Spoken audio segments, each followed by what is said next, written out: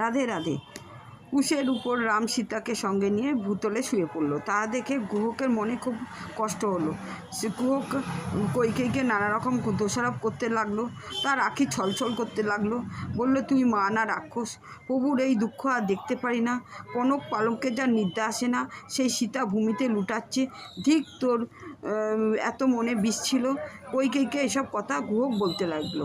তখন লক্ষ্মণ বলল, গুহক, কইকেয়ীকে দোষারোপ করো না। সুখ কিংবা দুঃখ কেউ দিতে পারে না। এইসব ভাবা মূর্খতার বিষয়। তোমার নিজের কর্মফলেরটা তুমি ভোগ করছো। সংসারে কেউ শত্রুও না, মিত্রও না। পরকে দোষ দিও না।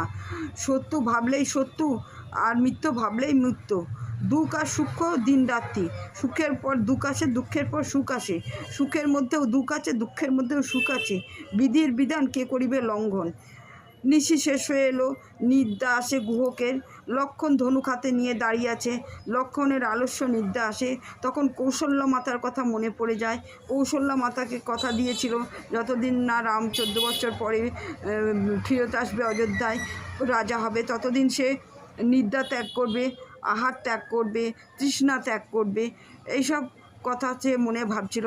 তখন সে বলল নিদ্রা দেবীকে, আমি তোমাকে বধ করব, আমার প্রতিজ্ঞা যদি তুমি ভাঙো।